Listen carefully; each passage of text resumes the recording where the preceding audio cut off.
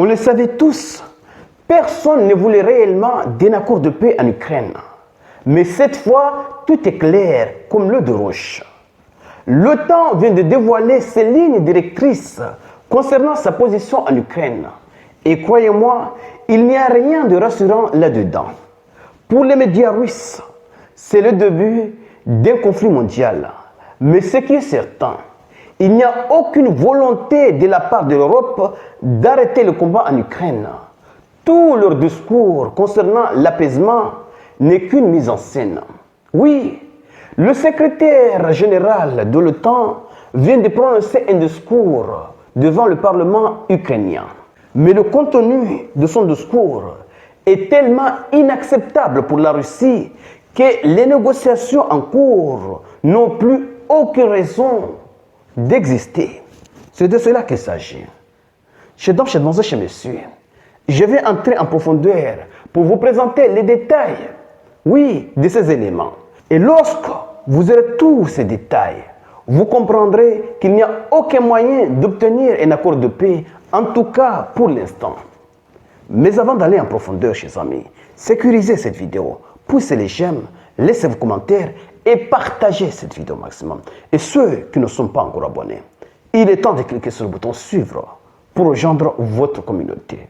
Alors, allons-y directement dans les détails. Selon Mark Rutte, secrétaire général de l'OTAN, dès qu'un accord de paix sera conclu, des forces armées, des avions dans le ciel et un soutien maritime des membres de l'OTAN qui l'ont accepté apparaîtront immédiatement, soi-disant la coalition des volontaires.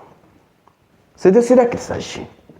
La Russie a lancé son opération spéciale pour empêcher que l'OTAN, oui, s'installe dans ses frontières.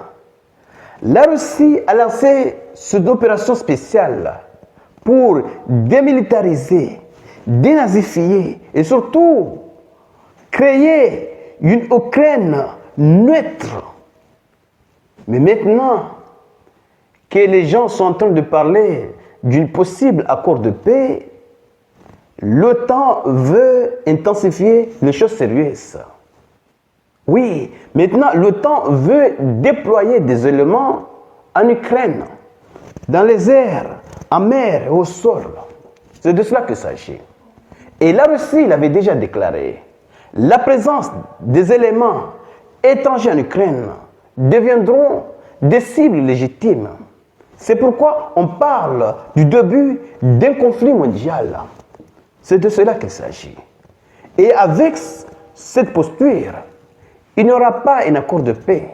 C'était moyen de saboter l'accord de paix. C'était moyen de saboter les discussions en cours menées par l'initiative de Trump. C'est de cela qu'il s'agit. Ils sont en train de saboter l'initiative de Trump.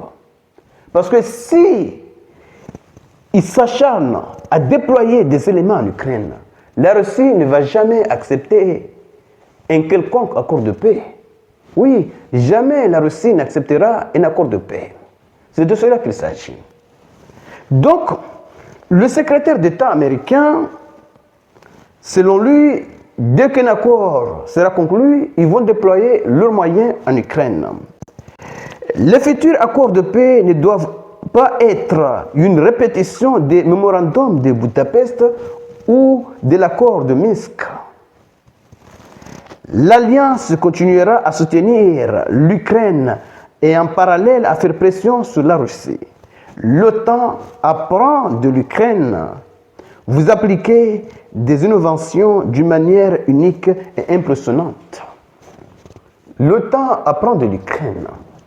L'OTAN apprend comment faire face à la Russie, comment les gens qui souhaitent aborder la Russie finissent.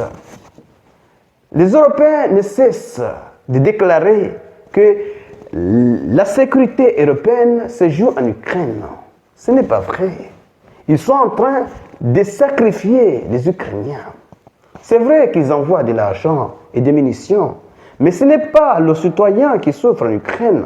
Ce n'est pas leurs pays qui sont ravagés par les missiles et drones russes. Donc, ils ne veulent pas que l'Ukraine conclue un accord de paix. Leur objectif est de continuer.